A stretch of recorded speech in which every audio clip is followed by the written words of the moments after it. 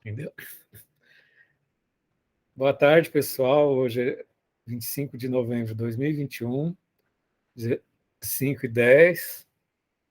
Estamos aqui para a gente fazer a nossa facilitação do capítulo de fármaco-poder, que é o capítulo complexo, né, gente?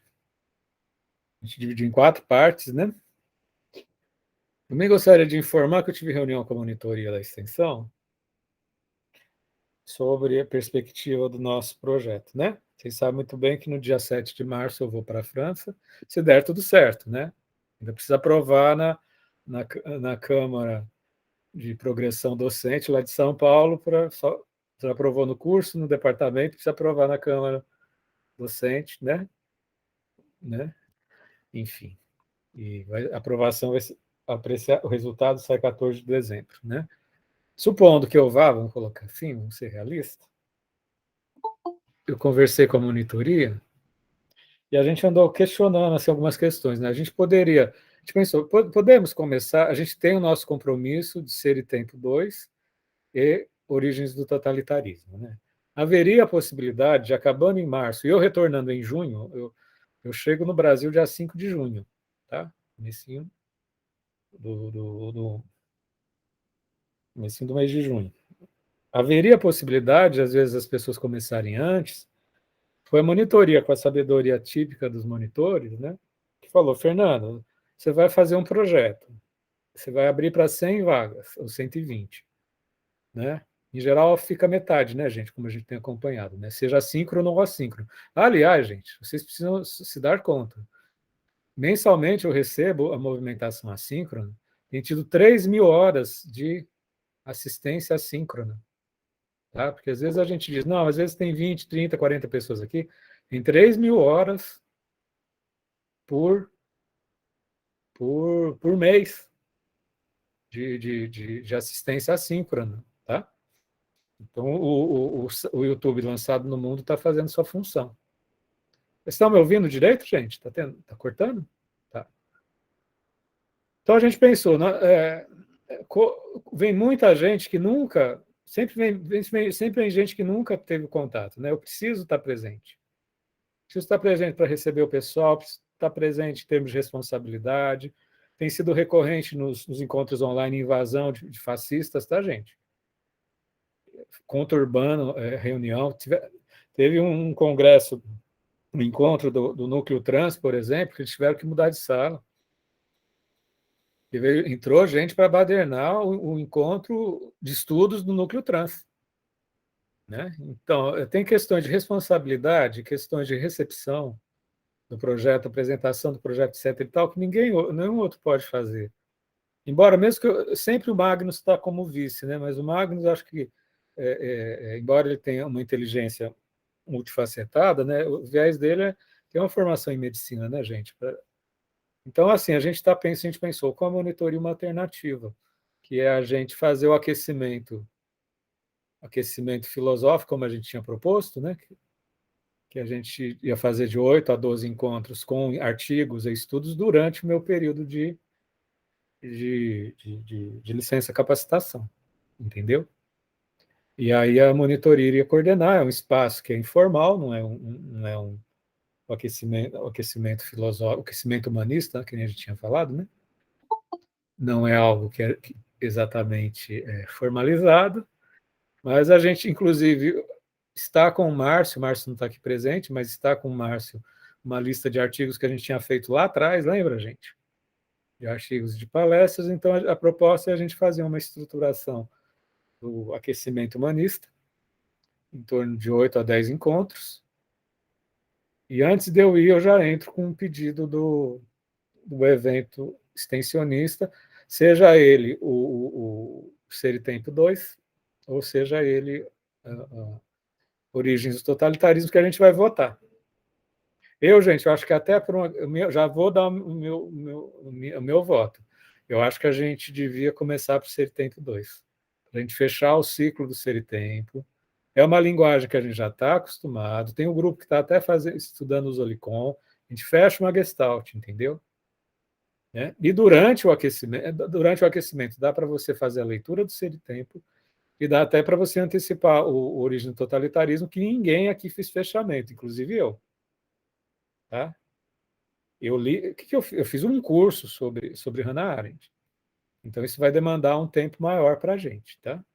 Para quem não sabe, o Ser e Tempo do Heidegger tem 2 volumes, a gente já fez o encontro de estudos do primeiro volume.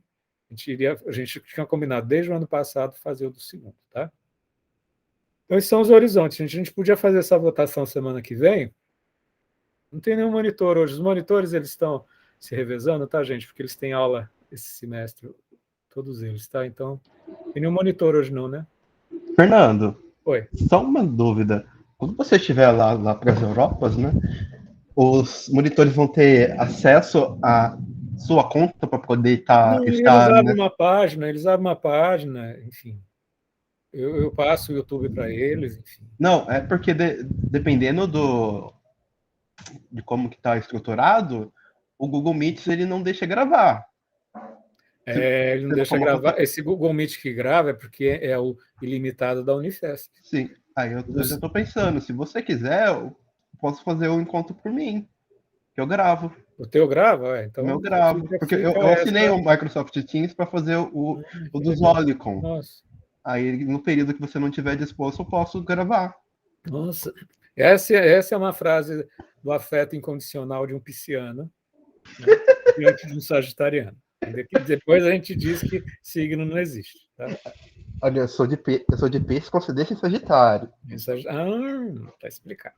Tá explicado. A Camila acabou de colocar, os monitores têm e-mail Unifesp, eles conseguem gravar também. Então tá tudo certo. Então tá tudo certo. Então, gente, esse é o nosso horizonte. A gente já tem 8 ou 10 artigos que a gente tinha disposto, que vocês mesmos ofertaram para a gente debater, então a gente vai amadurecendo isso até março, entendeu? Tem chão. Né? Mas eu coloco assim que a gente deveria estudar o Ser e Tempo 2 para fazer o link com o estudo que a gente fez anteriormente. E para dar um tempo para a gente estudar na Harvard depois. Certo? Vocês concordam, gente? Alguém que participou do Ser e Tempo 1? Levanta a mãozinha. Vou fazer uma votação assim. Quem quer Ser e Tempo 2 do Heidegger? Levanta a mãozinha. 3, 4. Levanta a mãozinha. Isso está parecendo a prévia. Só não pode ter o mesmo fim na prévia que a gente conheceu há poucos dias atrás. Quem quer Origem do Totalitarismo da Hannah Arendt? E ninguém leu, tá, gente? O Enzo levantou a mão. O Enzo levanta a mão. Eu vou levantar a mão para o Ser e Tempo, tá, gente? Então são 5. Uma prévia. Uma prévia. Então é assim, já que nem a prévia que a gente teve. Se não tiver Ser e Tempo e Hannah Arendt, né? O, qual que ganha? Qual que ganha com 100%? Se não tiver. Né? Como é que é? As receitas da Dona Benta vão ganhar em 100%. Né? Não é assim as pesquisas que o povo faz nesse país. Vocês sabem do que eu estou falando, né, gente? Não, é só uma prévia. A gente tá fazendo um horizonte do que a gente vai estudar depois, tá, Marcos? Mas isso é só um aquecimento, tá? Bom, gente, o Glauber chegou, pessoal? Toda essa questão administrativa, então iremos estudar, porque o Glauber, até hoje à tarde, ele tinha pedido informação no WhatsApp, dizendo que estava preparando material. Vamos ver se tem alguma novidade. Não tem. Enfim, então eu vou facilitar. Eu li esse livro, eu tenho as anotações, tá? Eu tenho o costume de projetar o meu fichamento, tá? Não preparei material, mas assim, eu li o livro, fiz o fichamento, coordeno estágio no ambulatório trans, enfim, tem umas coisas, um efeito de conjunto aí que acontece, né, nessas idas e vindas da vida, né? Enfim. Compartilhar. Vamos ver aqui o texto de Anki, que eu já tinha. Eu vou projetando as minhas anotações, não é slide. É interessante ver como é que eu faço. Eu não trabalho nada sem fichamento. Vamos achar a página 198, que eu estava estudando para dar uma olhada, para fazer o nosso trabalho hoje. Semana que vem a gente vai ter a facilitação do Guilherme, né? E... Página 198, gente, o tema é industrialização farmacológica do espaço doméstico, tá? E a gente vai até a página 200 e... Deixa eu ver aqui a tabela. Vamos na página até 214 hoje, tá? Semana que vem da 214 a 230. Fármaco Poder é um capítulo longo, a gente dividiu umas 5, 6 partes, tá, gente? Estamos aqui na 198 a 214 hoje, na expectativa que o Glauber chegue, às vezes teve alguma questão, ele pode estar chegando. Tá? Bom, deixa eu passar a luzinha para cá. Tem uma luzinha. Então, vamos a essa jornada de presença. Né? Bom, um dos grandes temas que a gente vai começar a trabalhar nesse capítulo é a questão desse poder que se constitui e que reinventa, né, a questão do feminino. Né, gente? A gente já viu que desde os anos 30, Porto Rico tinha sido utilizado como uma ilha americana, né, de passagem, né, como esse espaço desse exercício, desse mecanismo de controle, de produção de subjetividade, que é a questão da sexualidade que se estabelece através dos anticoncepcionais e outras formas de controle que foram aplicados nas favelas de Porto Rico. Né? Sempre uma questão de classe, uma questão de raça, uma questão de gênero. Aí a gente vê toda essa sobreposição do menos poder, né? Daquele que se submete até naquilo que é mais arraigado, que é a questão da sua feminilidade, da sua sexualidade, identidade, da sua liberdade, né? A partir dessa utilização da pílula nos seus processos experimentais que aconteceram com as mulheres dessa favela, que, se não me engano, aqui o nome é Rio Piedras, da região de Rio Piedras, lá em Porto Rico, né? E associado, assim, eu acho assim, esse aspecto meio sociológico que o Preciado faz, associado ao fato de uma região onde havia muito analfabetismo, ou seja, é muito mais fácil de manipular as normas de segurança, as questões éticas dentro desse contexto, tá? Né? E que isso, de alguma forma, vai ser, digamos, o campo de experiência na constituição dessa reinvenção do feminino através desse exercício de liberdade, com todas as aspas, e com toda a complexidade que a gente chama de liberdade, né? Que é o uso da pílula. Né? E havia um elemento muito interessante nesse processo de uso da pílula que eu não havia me dado conta, né? Na minha insensibilidade de homem, né? Sobre que não era não só apenas o uso da pílula propriamente dita, mas tinha essa questão que ele fala como uma microarquitetura, que é o uso da embalagem, né, gente? Né? O círculo, essa circularidade das pílulas todas dispostas em coloração, a facilitação do uso dessas pílulas de acordo com os dias, tinha também um panóptico, né? Um exercício arquitetural disciplinar que se relacionava no contexto da própria embalagem, né? A própria embalagem como panóptico, né? Isso eu acho assim uma colocação fantástica, né, do Preciado. Né? Para quem não sabe o que é panóptico é um dispositivo arquitetural desenvolvido pelo Bentham, né, no transcurso do século XIX para o século XX, né, que é aquele movimento que tem em vários lugares. Você tem uma torre central e ao redor você tem os sujeitos que são vigiados a partir de uma torre central, sem que os sujeitos que são vigiados, que são disciplinados, enxerguem se a torre central tem alguém, se não tem alguém, como é que está esse mecanismo de vigilância. Né? Isso é muito usado nos presídios, isso é muito usado nos quartéis, isso é muito usado nas instituições educacionais e disciplinares em geral, E o Preciado, de uma maneira muito inspirada, né, vai colocar a questão do panóptico ingerível. E é aí que eu faço esse parênteses que eu sempre faço, né, de como o Preciado expandiu as questões de biopoder presentes em Foucault, adensadas, aquilo que já havia de uma certa forma em Foucault, que são as questões raciais, culturais, de exclusão, né? Ficam mais adensadas quando a gente pensa numa dimensão molecular. Não é apenas o corpo na sua presença física, mas é na sua presença, no seu nível molecular. Então, isso aqui seria a grande riqueza, né, assim,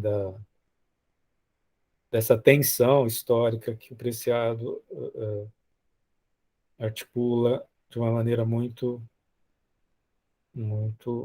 perdoe o xiste, muito preciosa. O Preciado articula de uma maneira muito preciosa, do ponto de vista filosófico.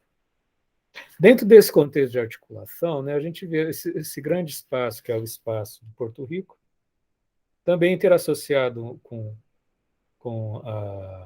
a contexto farmacoterapêutico da Shirley, que era a empresa farmacológica que ia desenvolver o Enovid, que em 1957, né, que no caso seria um dos protótipos, né, das pílulas anticoncepcionais. Né. Nessa inauguração, a gente está vivendo uma inauguração histórica de um certo tipo de subjetividade, que é o consumo oral dos hormônios, não que necessariamente tenha sido pela primeira vez na humanidade. Né? A gente vê nesse livro que tem utilização na Alemanha, que teve cientistas anteriormente, mas de um certo nível inaugural, alguém está entrando, tem que abrir. Um certo nível inaugural no que se refere à questão dos hormônios femininos, né? Abrindo esse espaço de experimentação na submissão de uma população cobaia, né? Como a gente já viu, feminina, mulher, negra, periférica em termos de colonialismo, né? Favelada. Então, é uma sobredobra de usurpação, né? E de consumo de um ser, né? Enfim, né? Na constituição de um mecanismo disciplinar. Isso é que eu acho muito interessante. Né? Que havia esse padrão dessa placa circular, né? Isso que eu acho que é a maravilha filosófica do Preciado. Né? Aquela circularidade do dispositivo das pílulas anticoncepcionais, na qual a embalagem já representava não só um dispositivo atrativo, que a gente está vendo no meu fichamento, que eu estou seguindo, assim, já que o Glauber não chegou, né? Eu estou seguindo de uma maneira livre, né? Para a gente poder pensar, né? Num dispositivo que, ao mesmo tempo que é físico no sentido de disposição das pílulas, também é uma disposição no tempo, tem o seu aspecto disciplinar, tem a questão da memória, da pessoa não esquecer, porque se esquece, todo o consumo daquele ciclo fica comprometido. Então, ao mesmo tempo, controle físico, né, um depositário físico, mas, ao mesmo tempo, é uma arquitetura panóptica, como diz Preciado, de controle, de memória e disciplinar. Né? Muito diferente do que ele vai falar na página 216, mais para frente. Gente, até para quem tiver dúvida e estiver aí com o livro, gente, dá uma abertura na página 211, que vocês vão ver como é que era o dispositivo naquela época. Né? Obviamente, a gente tem duas épocas aqui. Tem o inaugural de 1950, da década de 50 e dos anos 80, tá? E o apelo, né? O apelo da propaganda. Dê uma olhada, por gentileza, quem tiver o livro, se puder abrir na internet, né? Está no 211, né? Se você colocar aí no vídeo, provavelmente, mesmo que você não tenha o livro, você vai ver o dispositivo, né? É como uma indústria de design, vocês vão ver que o design ele vai sendo aprimorado, né? Uma produção em série de um design que tem a sua tecnologia aprimorada, né? E numa utilização que, assim, obviamente, de uma maneira até estratégica, né, que visa o controle das populações, né? Eu lembro, isso me fez lembrar uma frase lá no ensino fundamental, minha professora de história, que dizia que na Amazônia se aplicava indiscriminadamente pílulas anticoncepcionais para o controle das tribos, né? O pessoal tá, quando eu abri a sala, que o pessoal está entrando, tá, gente? Enfim, quando eu tirar da tela, tem que abrir. Com isso, o Preciado redimensiona a questão do panóptico, como a gente está vendo, né? No transcurso das páginas, da 212 em diante, ele vai fazer toda uma análise arquitetural, tá? Mas muito bem detalhada, né? Fazendo assim algumas analogias entre o pacote da pílula com escova de dentes, demonstrando uma praticidade, a fórmula circular das pílulas anticoncepcionais que se remetem a um estojo de maquiagem. Na página 215 a gente vai ver até uma aeromoça, assim, a aeromoça e um avião no fundo, que demonstra uma tecnologia avançada, uma certa sofisticação de cuidado, fazendo uma analogia da caixinha da pílula com como se fosse utilizada assim do lado, como se parecesse, insinuando uma analogia com maquiagem, né? Fazendo todo um jogo do feminino e mascarando, né, esse exercício do poder biomolecular representado pela utilização das pílulas, com todos os seus ônus e bônus, né? Com todas as suas apropriações, né? Esse tipo de descrição, digamos, estética, arquitetônica, né? Isso vai atravessar toda uma grande parte do nosso texto, né?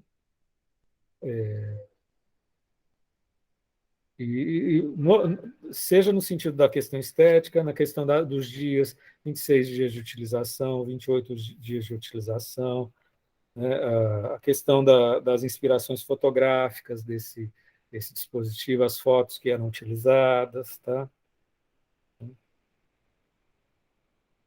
Em contraponto com outros mecanismos, que seria a aplicação de uma borracha de silicone, uma outra técnica que seria utilizada e que não teve a mesma repercussão que o anticoncepcional oral, naquele momento, pelo menos, né?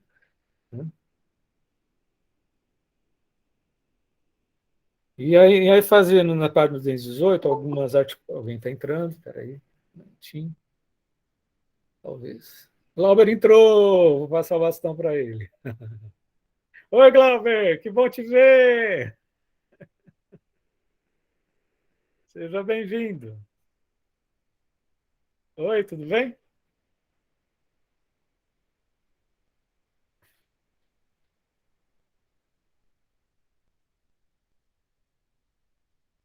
Tá fechado. Boa tarde, pessoal, tudo bem? Aumenta um pouco o volume, ou fala mais perto. Tá. Eu acho que eu vou. Baixinho. Bom, eu vou ter que falar assim por causa do fone mesmo. Tá muito baixo, Glauber. Melhorando ou tá se mantendo? Tá subindo aos poucos. Ah, melhorou? Um pouquinho mais. Bom, é que eu tô aumentando o volume do computador. Pera aí. Ficou melhor? Assim, sem o fone tá melhor. Então vamos sem fone mesmo. Então, Glauber, eu fiz assim, eu dei uma abertura aqui, a gente está... mas fica a seu critério para assumir, tá? A gente está desde as 17 horas, faz uns 15 minutos que eu estou falando, assim, na fase do improviso, tá? Tá. O espaço é todo seu, tá bom? Fica Tá. à vontade. Bom, eu vou começar me apresentando, né? Meu nome é Glauber, eu tenho 28 anos, eu sou psicólogo e sou pós-graduando na área de psicopatologia e dependência química, tá? Antes de começar, eu gostaria apenas de dizer algumas coisas aí. Primeiro, eu queria me desculpar pelo meu nervosismo, que é habitual, eu sempre fico assim quando eu vou fazer alguma apresentação, né? Gostaria também já de previamente aí pedir desculpa pela minha limitação teórica, que não permitiu eu explorar tanto quanto eu gostaria esse capítulo, e pela minha péssima habilidade tecnológica, tá? Onde eu vou aprender as coisas tudo agora. Eu não tenho PowerPoint, eu fiz um Google Docs aqui, Eu vou ver como é que se faz uma apresentação, que eu não faço a menor ideia, né, como que se apresenta aqui o negócio. É tela inteira que eu coloco? Ou é... Inteira vai aparecer, você clica, aparecer teu quadradinho de computador, e você clica e já começa a projetar. Show. Bom, vamos ver. Tá começando a apresentação, aí projetou. Tá no Google Docs? Tá no Google Docs, sim. Tá. Se Bom, puder gente, aumentar um pouco a tela, Oi? se puder aumentar um pouquinho a tela, tá pequenininha a letra, quer ver? Onde está? No 100% aqui do lado esquerdo, onde está 100%? Do lado esquerdo? Do lado esquerdo onde? Aqui do... Aí, tem que voltar lá para a tela. Não, tem que voltar lá para a tela, lá na tela. Tá. Aí, Aqui? 100%, você clica, aumenta um pouco, põe para 150. Aí, tá bom, né, gente? O que vocês acham? Tá ótimo, tá ótimo. Tá melhor. Tá. Bom, antes também, eu quero dizer que, né, eu vou tecer algumas coisas e, por mais que não sejam, né, meus locais de fala aí, pelos assuntos que a gente está tratando, né, mas, enfim, caso eu cometa algum erro, alguma coisa, né, deixo aqui aberto para que todo mundo possa contribuir também, tá? Antes de começar, então, a minha parte aí, o meu subtópico, gente, só uma dúvida, vocês estão me vendo ou vocês estão apenas vendo a tela? Estamos vendo você e a tela. Você também, a tela está no Ah. principal e você à direita, assim. Tá, muito legal, vocês vão ver um monte de trejeitos meus aí, mas tudo bem.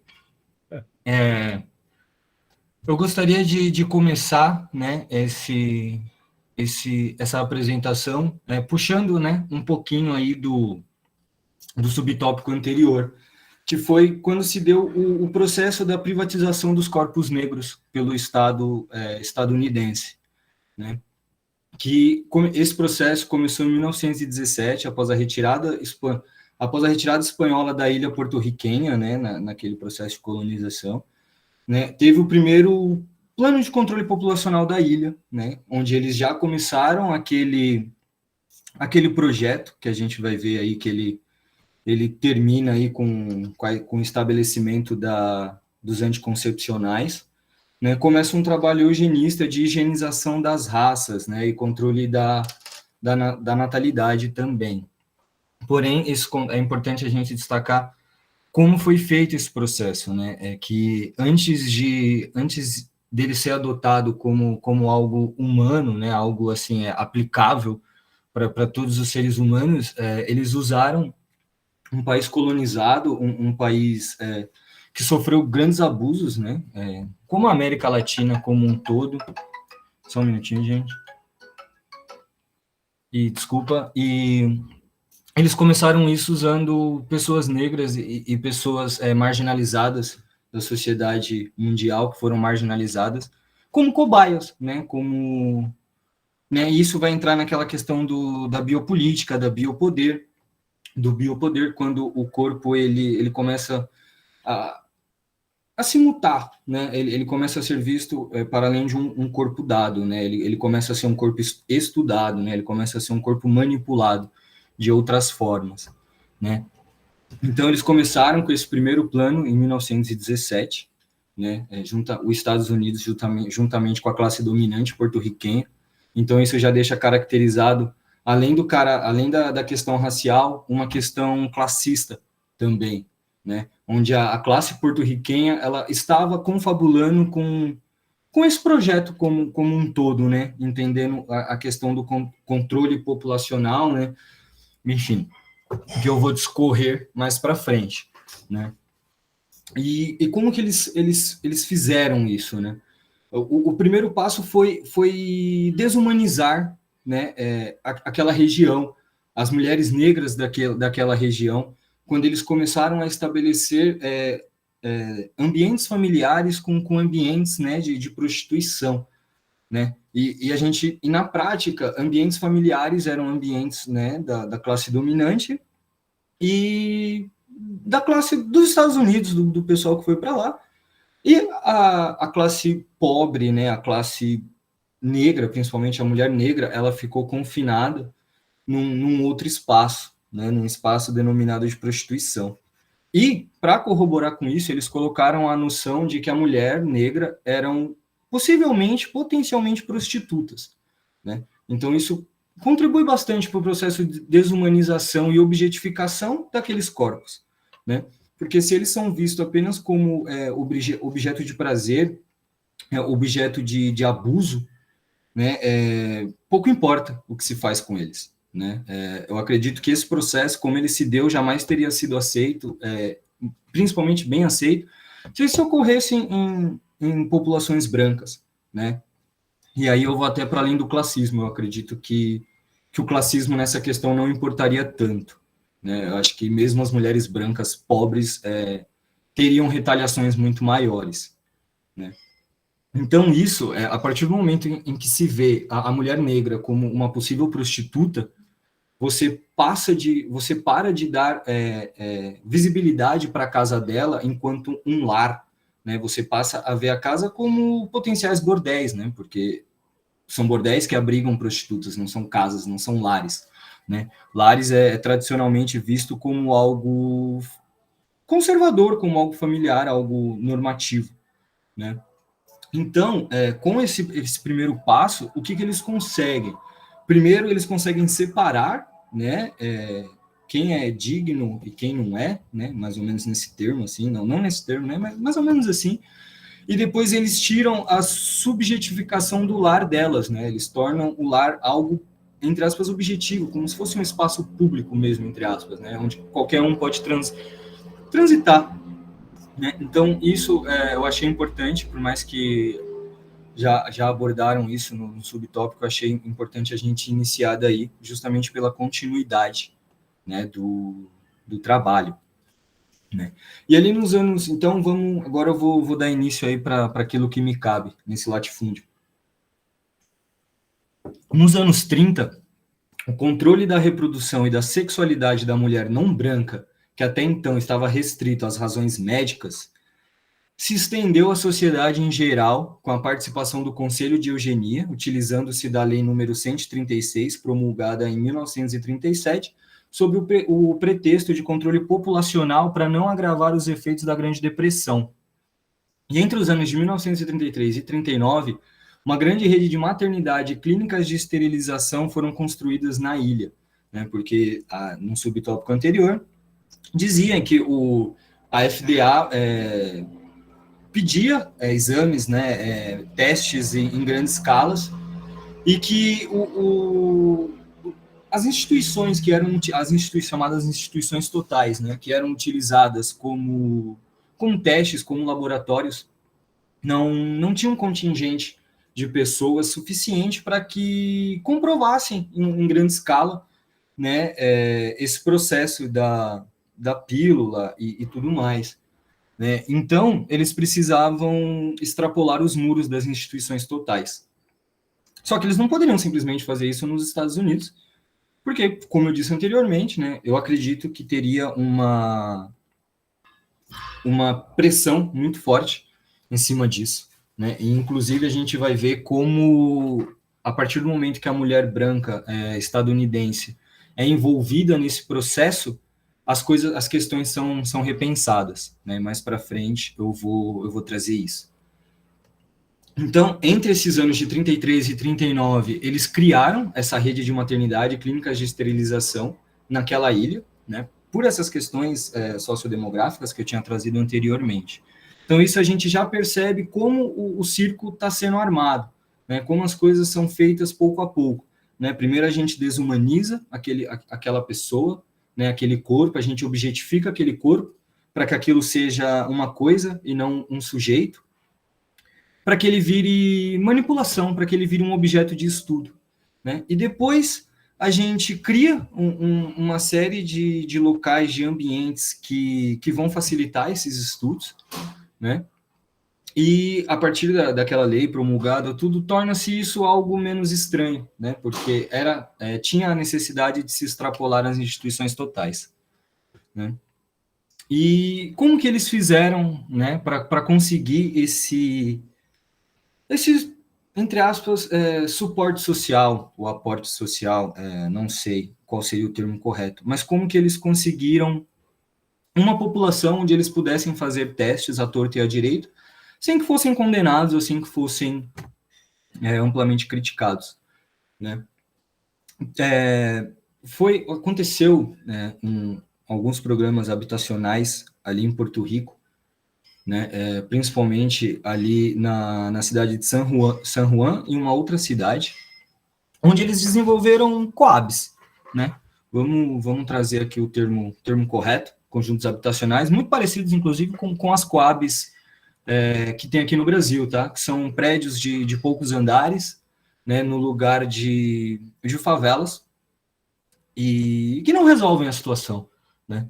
Porque foi como eu coloquei aqui, ó, com o processo de desumanização da mulher preta e dos povos colonizados a todo vapor, com um projeto habitacional desenvolvido sob o pretexto de diminuir as favelas, o que se diminui favelas é igualdade social, né? Não é construindo casas que se diminui favela, né? Porque a favela, ela é um fenômeno social, ela não é simplesmente um fenômeno habitacional.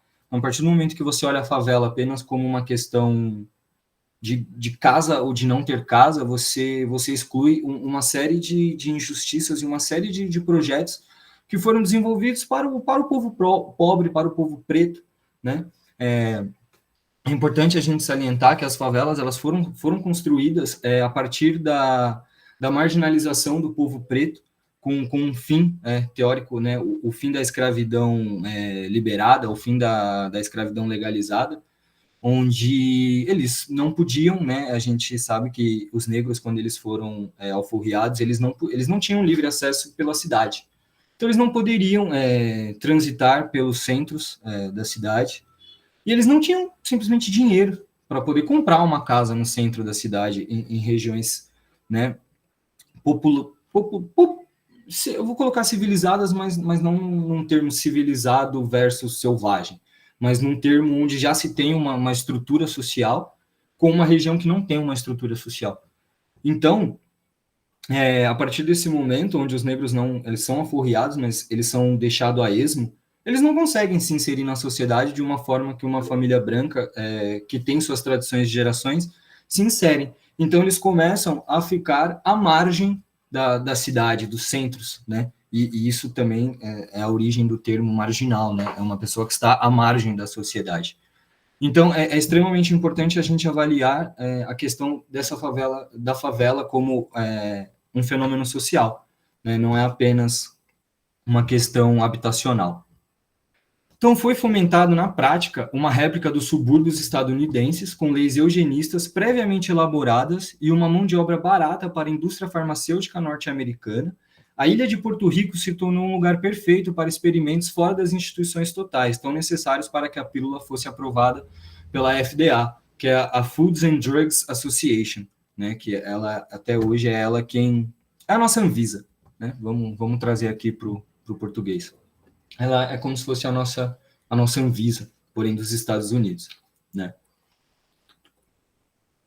E onde entra essa questão do programa habitacional que eles tinham usado em San Juan para os experimentos? Eles conduziram seus experimentos na favela mais pobre dessa cidade, que já é uma cidade extremamente pobre, de San Juan, que é a favela El Fangito. Né? Eles usaram aqueles conjuntos habitacionais que estavam sendo colocados ali para que eles pudessem ter um controle da população. E qual que foi uma grande sacada deles? Né? Eles conseguiram algo muito importante para o controle dos testes realizados no âmbito dos extramuros, que era a baixa evasão daquelas pessoas que gostavam das novas acomodações. E vamos combinar, a gente sabe que o pouco para quem não tem nada é muito, né? Então, independentemente de quem deu e sob quais condições deram,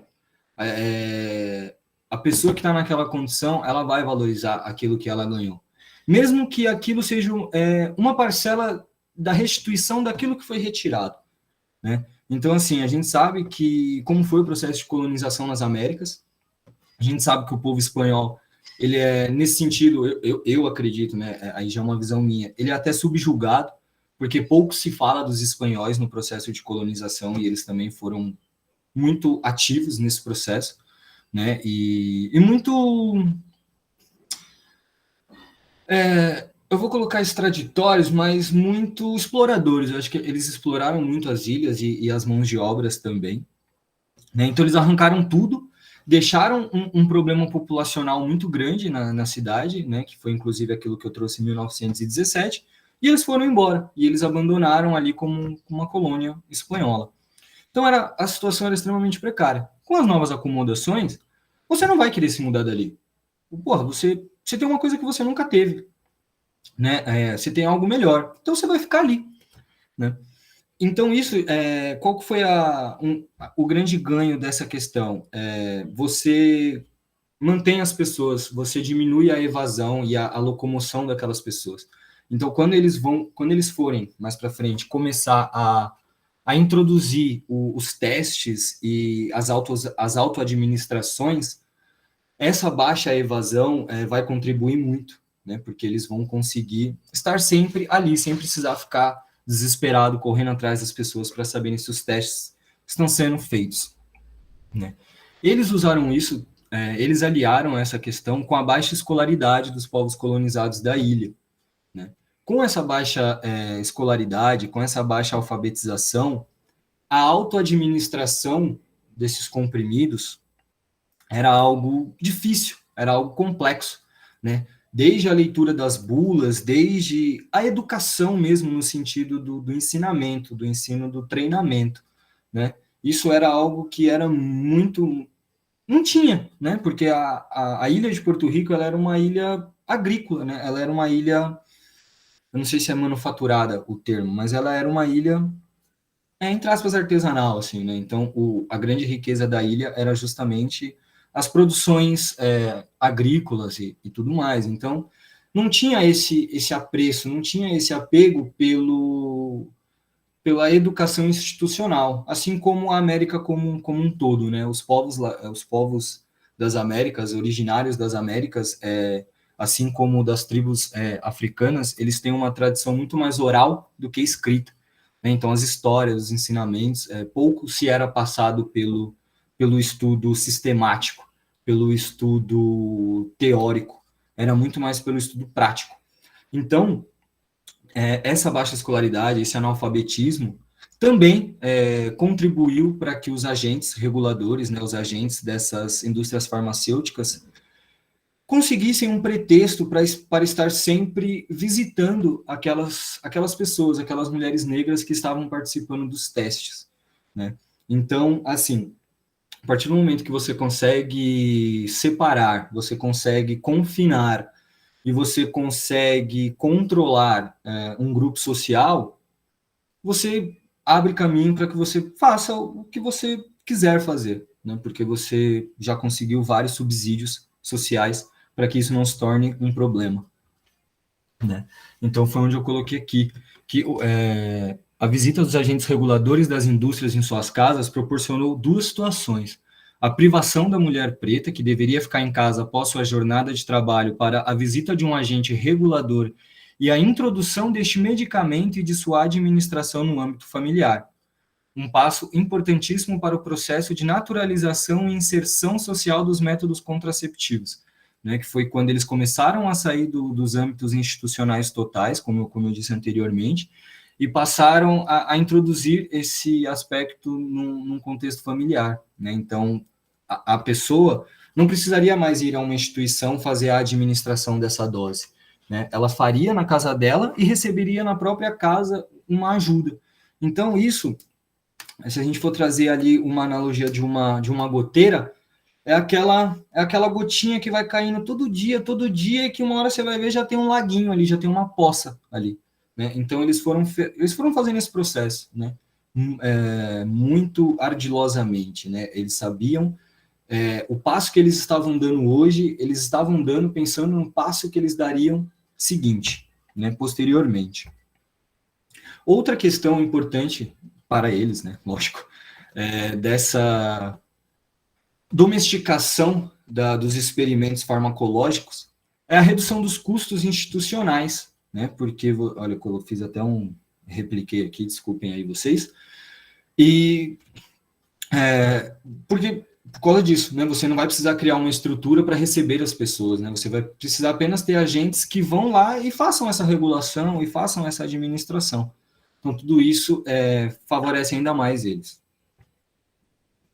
Tem aqui eu vou pedir uma licença aqui, porque eu vi esse termo no pseudocoloniais no texto, e sem nenhum fundamento teórico, assim, eu não sei exatamente o porquê que o Preciado usou esse termo, pseudocolonial, porém eu não concordo, então eu gostaria de fazer esse destaque, né? Novamente, eu não sei o motivo pelo qual ele escreveu pseudocolonial, mas se a gente analisar um país da América Latina, só do termo América Latina já mostra que eles foram colonizados, porque o latim não é produto nosso, né? Da onde que vem um latim? É transatlântico o negócio. A partir do momento que é transatlântico, então não é nosso, então não é pseudocolonial. Pode não ter sido colonizado pelos estadunidenses, né? Pelos ingleses, mas são colonizados, né? Eles sofreram invasões de um país europeu. Então eu coloquei apenas esse ponto, porque inclusive o Fernando, enfim, qualquer pessoa que tenha um conteúdo teórico sobre isso e que eu esteja falando alguma coisa errada, pelo amor de Deus, eu nem estou vendo se tem alguém levantando a mão, eu tô tão... Mas caso tenha alguém que discorde e que tenha algo para trazer para a gente, fica à vontade, tá? Mas eu quis apenas destacar isso porque eu li e eu não concordo com esse termo que ele usou. Eu acho que foi um engrandecimento, tá? Bom, vou partir para um primeiro tópico. Gente, eu estou falando muito rápido, eu tô... Como é que tá a situação? Tá ótimo, Glauber, tá entusiasmante. Beleza. Eu tô suando frio, enfim, mas beleza, vou tocar aqui. Tá bom. Agora eu vou partir para uma questão que me chamou a atenção e eu não consegui formular muito bem teoricamente sobre isso, mas foi quando eles conseguiram introduzir um caráter capitalista dentro deste processo, que foi com a introdução, né, a partir dos anos seguintes, da primeira indústria farmacêutica que foi estabilizada em Porto Rico. Outras indústrias farmacêuticas foram para a ilha por entenderem que aquele era um paraíso experimental, né, por todas essas situações que eu coloquei anteriormente, né, a eugenia, a segregação, né, do âmbito familiar e tudo, a pobreza, né, porque quem olharia para aquele país com esse olhar crítico? Ninguém. Essa ilha simplesmente ficaria no esquecimento e, a não ser muito estudioso da época, ninguém teria acesso ao que estava acontecendo lá. Então, as indústrias farmacêuticas, elas se multiplicaram naquela região, né? E com isso eles precisavam de quê? De mão de obra, né? E que foi oferecido para eles uma mão de obra barata. Então, as mulheres, de dia, elas trabalhavam, né? Elas produziam os instrumentos que seriam aplicados nela, que seriam, vamos, entre aspas, inventar um termo, abusados nelas, né? Porque eu não diria que elas usaram esses comprimidos, essas pílulas. Eu diria que foi um abuso, né? Porque a partir do momento que a pessoa não tem completa clareza daquilo que ela está fazendo e ela está sendo conduzida por uma outra pessoa, aquilo é um abuso, né? Então, elas foram abusadas economicamente também ao longo do dia. Elas foram exploradas. Então, durante o dia, elas trabalhavam para essas indústrias farmacêuticas, elas produziam aqueles comprimidos e, à noite, elas eram objetos de teste daqueles comprimidos, né? Então, elas tinham 2 trabalhos e uma remuneração baixíssima, né? Então, aqui eu ainda coloquei que, com a multiplicação das indústrias farmacêuticas, as mulheres, além de cobaias destes experimentos biopolíticos e dessas políticas eugenistas de expurgação de raça, tornaram-se também exploradas pelo sistema neoliberal que emergia com o fim das 2 grandes guerras e com o início da Guerra Fria subsequente, enfim. Eu vou entrar mais para frente nesse ponto. Calma aí, deixa eu jogar o celular ali no canto. Tá, osso. Agora, um quarto tópico aqui. né? Essa questão das pílulas, né, e dos contraceptivos, elas tiveram ali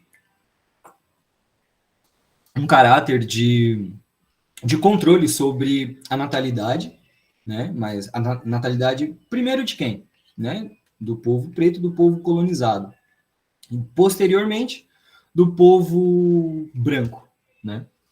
Então, teve esse controle, e aí por isso que eu coloquei, que é o controle sobre a produção da raça e sobre a natalidade, né? Porque a partir do momento em que você diminui a natalidade, você diminui a reprodução dessa raça, né? Você começa um processo de extinção daquele grupo social, né?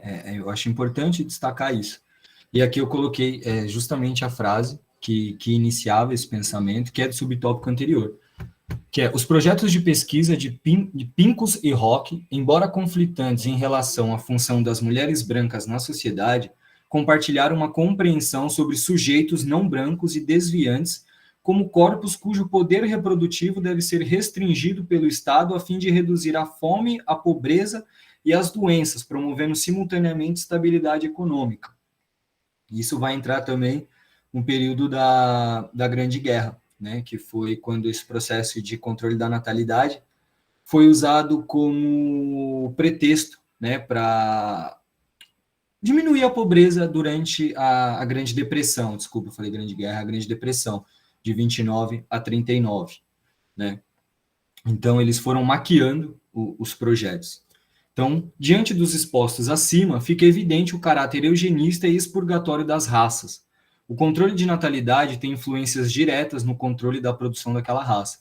Como todo o trabalho eugenista foi produzido previamente, os experimentos foram mais conduzidos sob a ótica econômica do que sob a ótica controladora da mulher preta e, posteriormente, da mulher branca, pois as pílulas, nas décadas decorrentes, se tornou um medicamento mais utilizado no mundo e sofreu uma série de alterações a fim de se incorporar melhor ao âmbito social.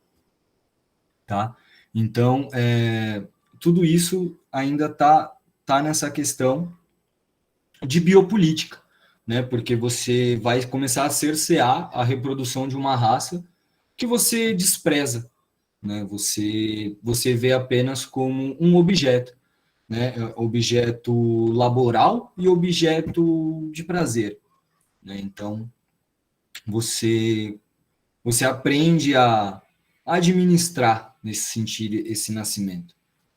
E, mais uma vez, se a gente tivesse isso pensado dessa forma grosseira, primeiramente em povos brancos, eu duvido muito que teria esse desenvolvimento, né? Mas primeiro eles fizeram todo esse trabalho grosso numa sociedade que era subvista, para que depois viesse tudo polido para a sociedade dita dominante, ou, enfim, o termo que cada um gosta de usar, né?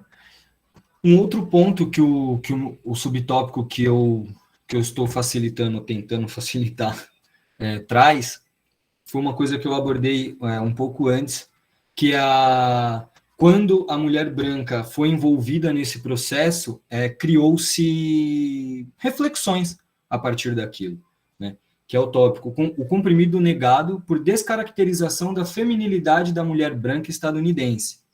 Então, a FDA rejeitou a primeira versão da pílula, inventada em 1951 e testada em Porto Rico em 1956, por entender que a feminilidade da mulher branca era posta à prova uma vez que esta medicação interrompia o ciclo menstrual, como se ser mulher significasse menstruar, ou como se menstruar significasse ser mulher, né? Muitas outras questões estavam sendo envolvidas sobre isso, mas pelo controle do corpo da mulher, né, aí agora falando de uma forma em geral, né, do androcentrismo e tudo mais, por entender que o corpo da mulher é um espaço público, ou por construir esta visão, eles resumiram a mulher a um ser orgânico, né, a um ser corporal. Isso é até hoje, né, a partir do momento em que as pessoas não conseguem distinguir sequer a diferença entre sexo e gênero, né? Eu acho importante só salientar isso.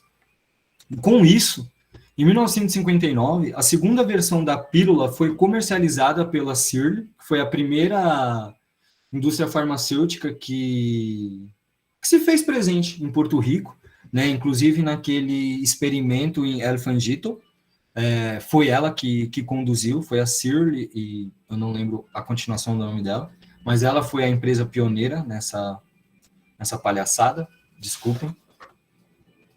Tá? E ela comercializou essa segunda versão em 1959, onde ela conseguia reproduzir o ciclo menstrual natural, né? Então, assim, bom, a partir do momento que está sangrando, então tá show de bola, tá tudo certo, vamos seguir, né? E aí, então, esse é um ponto que me faz pensar também sobre como as coisas teriam sido conduzidas se estivessem sido conduzidas na mulher branca, na sociedade branca como um todo, né? Se apenas a interrupção do ciclo menstrual já foi um processo de rejeição e de reavaliação, imagina como teria sido visto o processo de objetificação da mulher branca, né? Teria sido um escândalo mesmo que tenha sido nessa época. Né? Agora eu vou abordar aqui o último subtópico que tem no... O último ponto do meu subtópico, né? Ele é um pouco extenso, mas ele acaba sendo o último. E aí depois já vem a página 215 e aí o projeto segue. Né? Dentro desse processo, né, do avanço das eras, toda essa situação aqui a gente já está vendo que já está em 1957, já está chegando aí na década de 60 e tudo mais.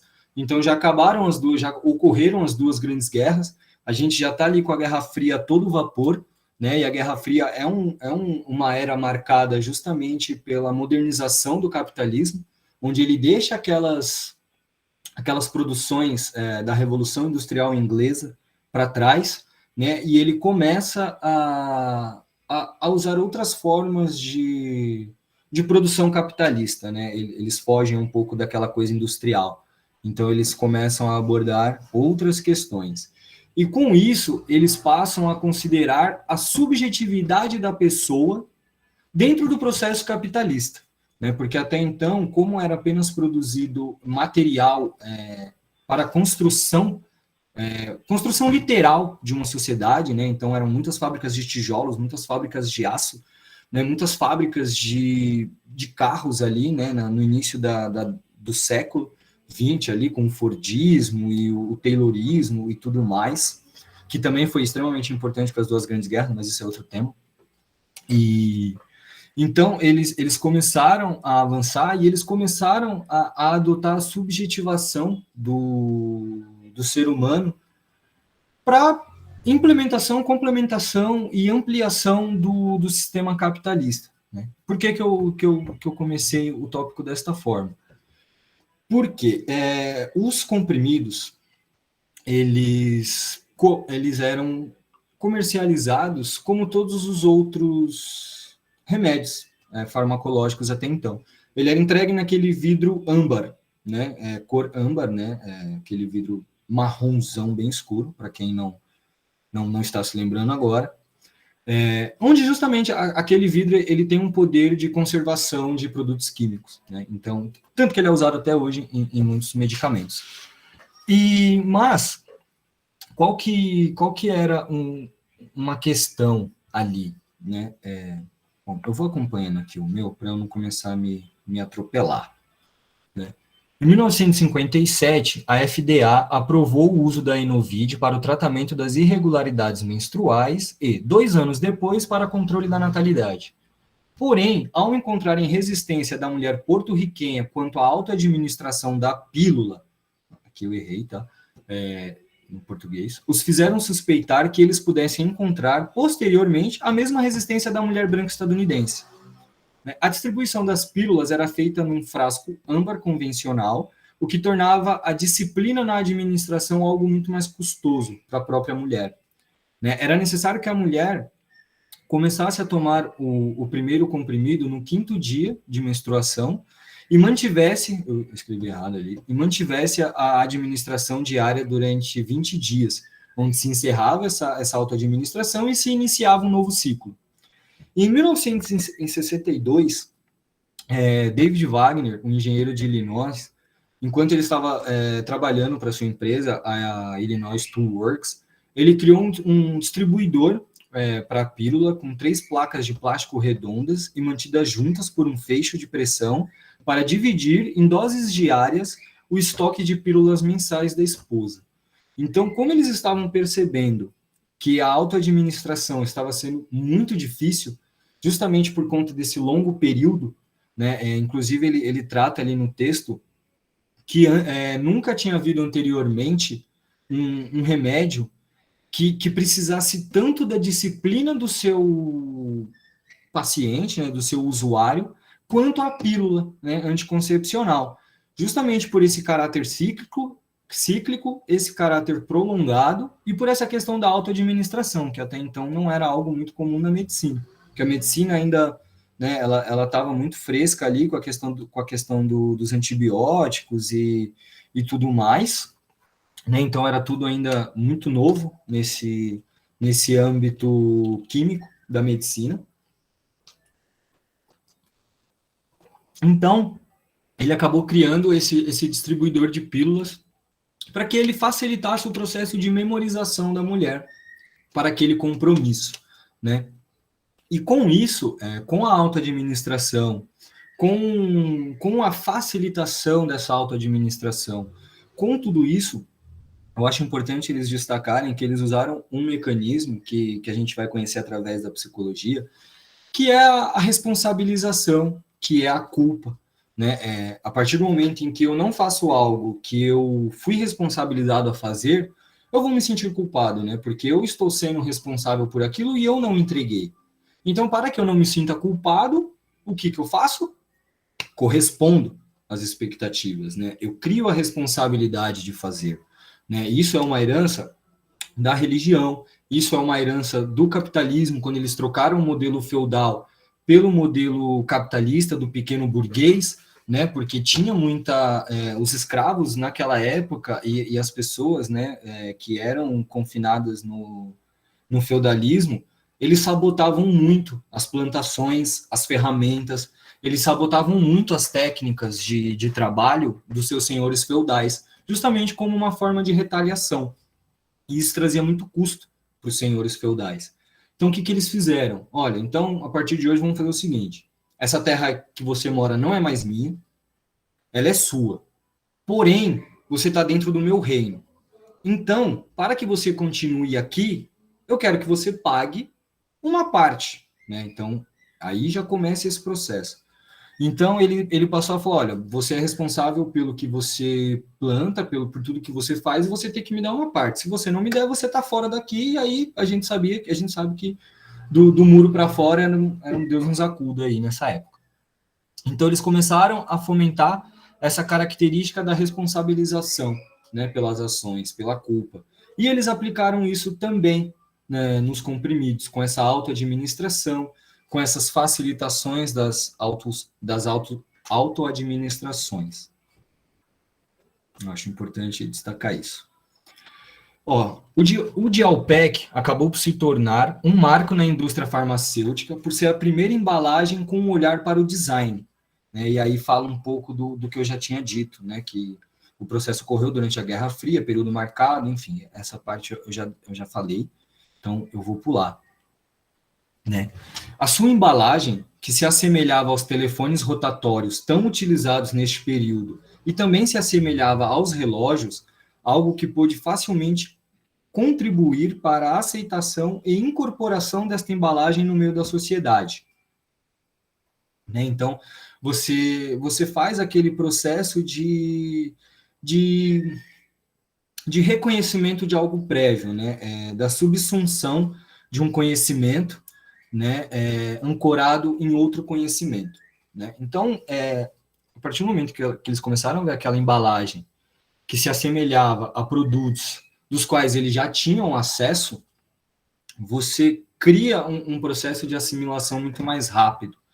E isso acabava sendo muito bom para eles, também num sentido de reconhecimento da própria medicação. Porque antes, enquanto ela era distribuída em frasco âmbar, né, assim como todos os outros comprimidos, a partir do momento que você tirasse aquela pílula daquele frasco, somente um farmacêutico poderia dizer se aquela pílula era um anticoncepcional ou um outro comprimido, né, porque ali dentro do frasco todos eram a mesma coisa. Com a criação do Dialpac, eles criaram uma embalagem diferente. Então, se a pessoa fosse à farmácia, logo ela veria aquele formato diferente e falar, não, aqui é um contraceptivo. Então, a pessoa já não poderia cair mais nessas questões, nesses erros. E o resultado do design do Dialpac de Wagner é resultado de duas operações. Esse trecho ficou meio redundante, mas eu também tirei do texto, tá? Que é a espacialização do tempo e a camuflagem.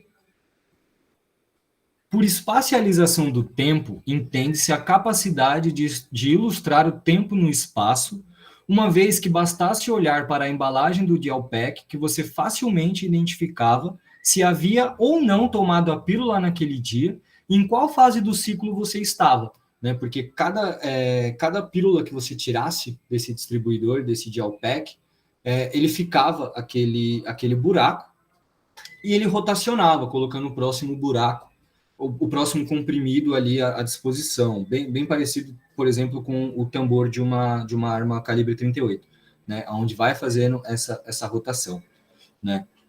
Então você logo identificava, né, olha, comecei há 3 dias, comecei há 4 dias, enfim. Então tudo isso é o que ele chama de espacialização do tempo. Então você, entre aspas, você coloca o tempo no espaço físico, né, você vê o tempo, né, porque ele quase de um caráter de um calendário dinâmico, né? Justamente por essa questão, olha, estou no 5º dia de administração, estou no 7º dia de administração, então você conseguia ver o tempo passar, né? Então ele colocou esse nome. O objetivo principal da embalagem, de acordo com Wagner e, mais tarde, com as campanhas publicitárias da Sear e da Ortho Pharmaceutical, era evitar o esquecimento da autoadministração, porque criaria uma noção cíclica representada pela similaridade do relógio, né? Então, tem até um trecho desse subtópico que eu não consegui escrevê-lo muito bem, mas que eu me ative a explicá-lo pessoalmente, tá? Que ela passa ali um trecho, uma historiadora, que é sobre o material que é criado, né, a embalagem, no caso, e as intenções por trás disso, né? Então, a partir do momento que você cria ali um relógio, você cria outras atribuições para aquilo, você começa a tirar o foco da discussão primeira, né, que é a produção daquele comprimido, que é a administração, que é como o processo foi dado, né? Então você começa a desviar o foco, né? Agora, o foco da administração, ela é muito mais no caráter da manutenção desse consumo do que na discussão da produção, né? Então, a pílula acabava se tornando o motivo da pílula, né? Então, para controle da natalidade, a embalagem é para você não esquecer e tudo mais.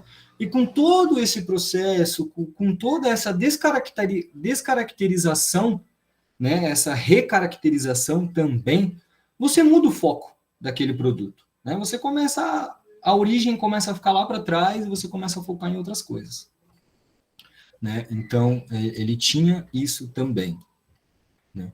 E aqui, por outro lado, né, agora eu vou falar da questão da camuflagem, o Wagner pretendia camuflar a técnica de controle de natalidade como um objeto de uso comum feminino, que aí vai entrar aquela questão que foi trabalhado em outros subtópicos, que é o porquê, o como que esses comprimidos e essas soluções farmacológicas foram direcionadas para a mulher, né, tornando o corpo da mulher algo público, né, algo experimentável, administrável pela sociedade androcêntrica, né? Eu acho importante destacar isso.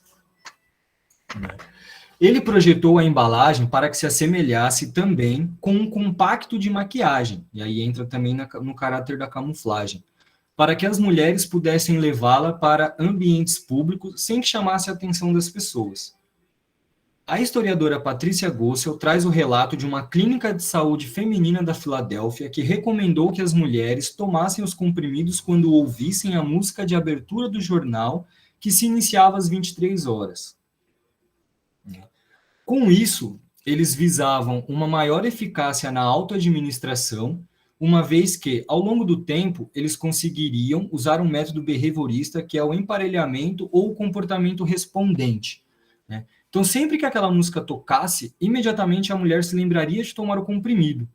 Houveram casos em que a embalagem era distribuída como uma escova de dente, uma pequena barra de sabão, um adesivo escrito "Lembre-me" para ser colado no espelho do banheiro e o slogan: escove os dentes, lave o rosto, tome sua pílula uma vez por dia, todo dia no mesmo horário, né? E aí aqui encerro o meu subtópico.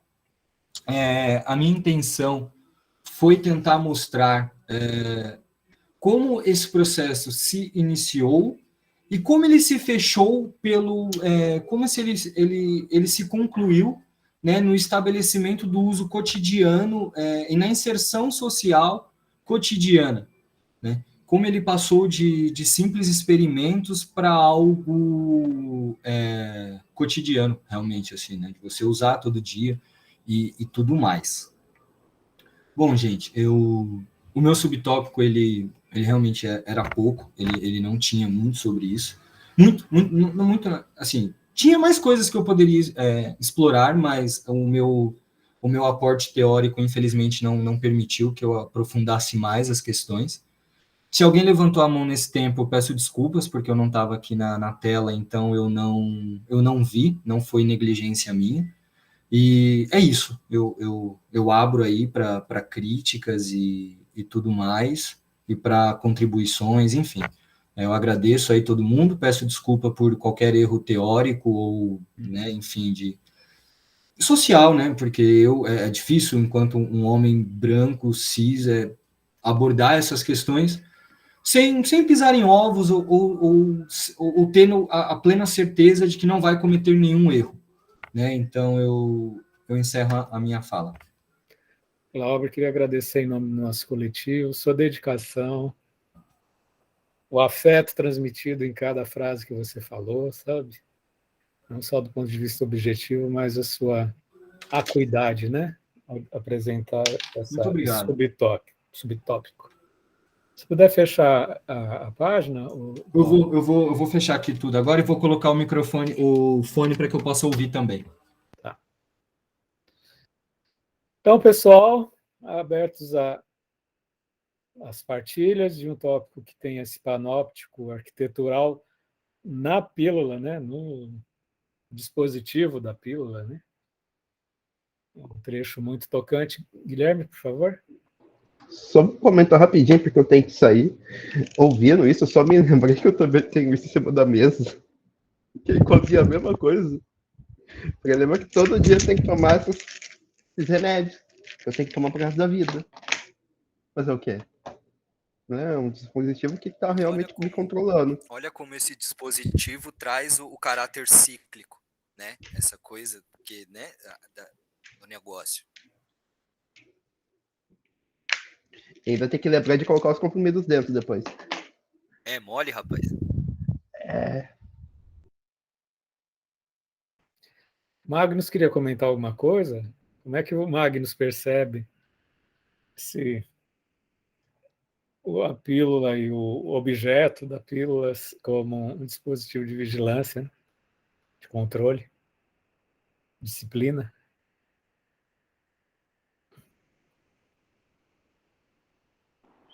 Neomatusianismo, né?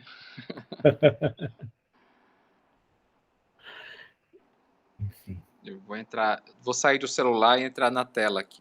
Tá bom. E sempre a sobredobra do colonialismo, da submissão dos corpos. Agora a submissão das moléculas, né?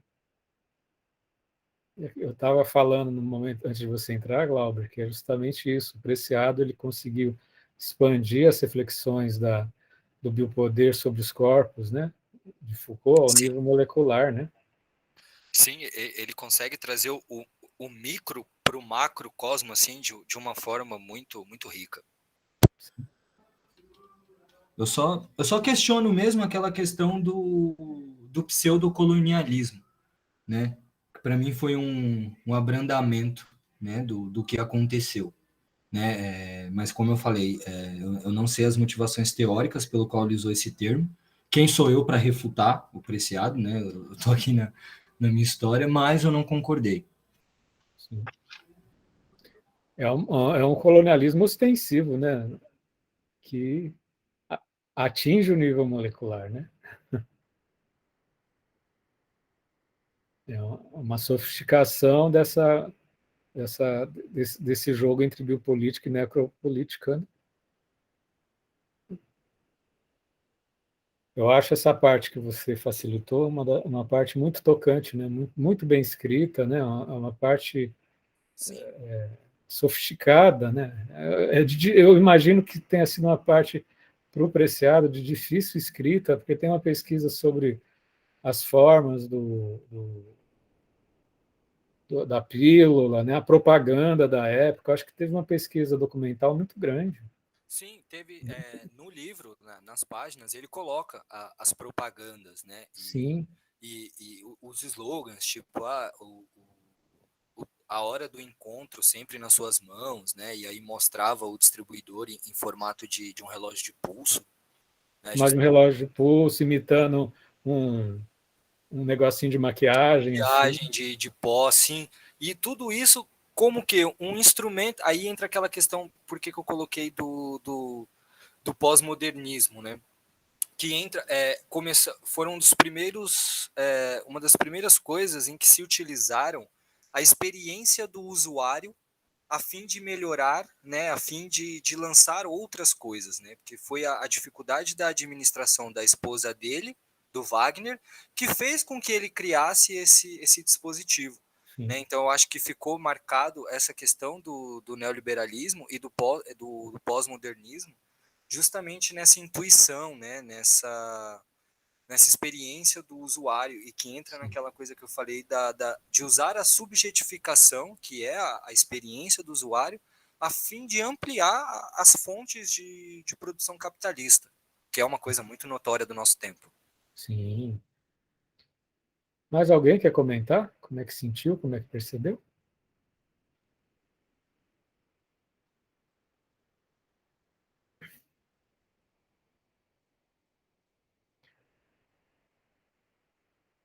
Mais alguém quer comentar? Lembrando, gente, Magnus acho que vai falar. Eu estava querendo lembrar aqui falar o seguinte, essa arquiteturar esse plano, né, de usar essa população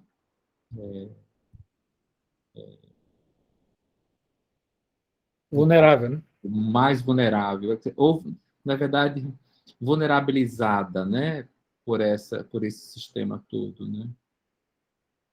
Eu queria piorar um pouco da nossa indignação, dizendo que essa estratégia ela continua até os dias atuais. Não é à toa que o continente africano ainda é o local onde se testam a maior parte das drogas, não apenas hormônios, mas outros medicamentos, né? Agora, recentemente, muito recentemente, né, a proxalutamida, não sei se vocês lembram, que é um antiandrogênico, foi usado para tratamento de Covid em quem? Em homens, né, em a população com Covid na Amazônia, com controle, com descontrole, né, sem a vigilância adequada, por exemplo, da Anvisa. Estou querendo situar vocês que isso não está tão distante da nossa realidade, né, Glauber? Então, esse capítulo em especial do Paul, ele é o mais ele é quase é mais história, né? Ele é menos barroco, né?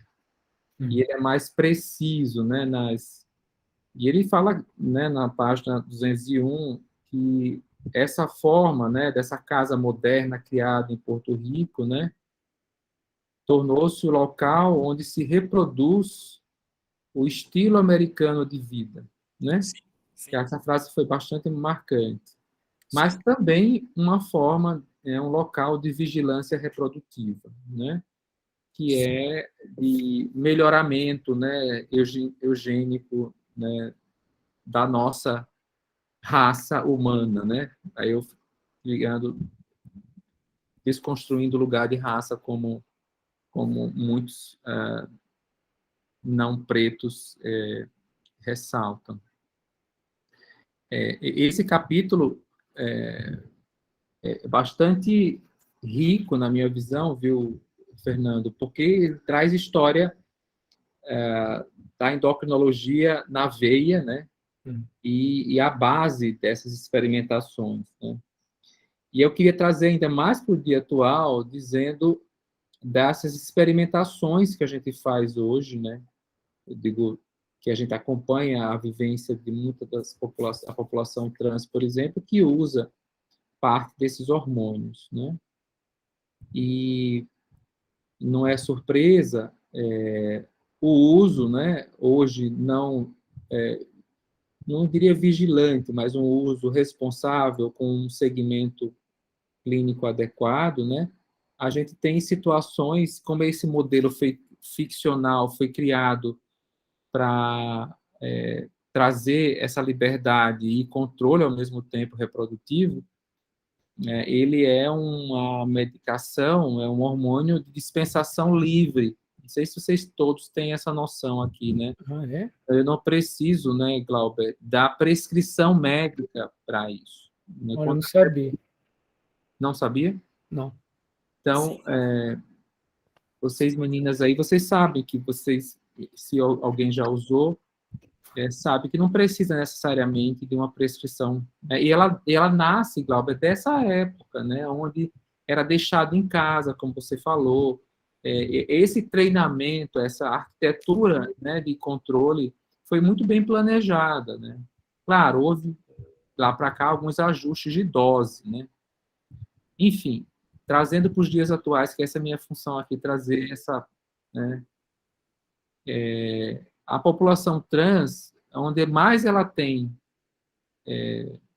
diria, desfechos, né, dissabores, né, da sua saúde, é quando ela usa de forma abusiva desses acessos, né, não ter acesso é um problema, não sei se eu estou entendendo, não estou criticando isso, mas assim, o não acesso a uma avaliação adequada, né, gera a expectativa, né, de uma população muitas vezes sem a crítica, né, sem escolaridade, ou sem perceber os efeitos que isso tem. A gente vai ver no capítulo seguinte, na testomania, né, não sei se vamos chegar lá ainda esse ano, Fernando, mas assim, o uso abusivo disso a gente tem relatos de histórias de mortes, né, nessa comunidade em Porto Rico, por exemplo, né, no início dos testes. E hoje a gente vê, por exemplo, mulheres trans, né, travestis, sobretudo aquelas que são trabalhadoras do sexo, que foi restrito o seu renda, né, e em geral também é um fenômeno social, como você falou, a favela é um fenômeno social, que não se resolve construindo coabs, né? Também não se constrói uma saúde nessa população dando acesso só e sem reconhecer que essa prática é uma prática final, né, de marginalização de outros acessos. Então, nossa mulher trans aqui em Minas Gerais, aqui no México, as muxes no México, os hígras na Índia, né, travestis no Brasil, elas consomem um absurdo de contraceptivos, de pílulas anticoncepcionais, né? e com prejuízo na sua saúde, né? Eu lembro da Keira Simpson me falando uma vez, lá na Bahia, ela mora em Salvador, que próximo do período de carnaval e final de ano, né, elas têm uma aceleração de mudanças corporais. Muitas delas tomam cartelas e mais cartelas de pílula batidas com suco, né, açaí, bananada, abacate, e elas tomam em proporções gigantes, né? E é onde a gente começa a ver efeitos adversos que a gente não viria se tivesse sido assistidas com zelo, com cuidado e com qualidade, né? Então, as experimentações, Glauber, continuam até hoje. Se elas tivessem sido feitas na mulher branca, talvez as coisas teriam sido completamente diferentes. Você fechou, né? Então, por que a gente não legitima esses estudos, essas pesquisas, né? De uma maneira voluntária, né? Como indica, como deveria ser a ciência atual, e que a gente conseguisse ter uma heterogeneidade da amostra em todos os recortes sociais, e de raça, cor e classe, e periferia, região urbana ou rural. Isso seria o ideal num estudo desse, né? Então é isso. Queria dizer que esse é o capítulo que consegui compreender melhor o Paul em relação aos demais, porque isso é mais técnico, eu acho que eu tenho mais dificuldade de acompanhar o raciocínio de vocês na área psicossocial. Então, antes da gente passar para o Tiago, acho que a câmera dele caiu. A fala do Vinhagres me lembrou uma coisa administrativa. O nosso encontro, para quem ainda não lembra do nosso cronograma, esse ano vai até 9 de dezembro, finalizando o Fármaco Poder, e também colocando como leitura complementar o Testomania, tá? E nós vamos retornar em 20 de janeiro, finalizando o livro em 3 de março, tá, gente? Então, assim, nós estamos assim nesse nosso período de recesso de fim de ano, de férias. Vamos nos concentrar para a gente se encontrar. E uma informação que eu dei no começo. Pessoal, tem 3.000 horas de acesso mensal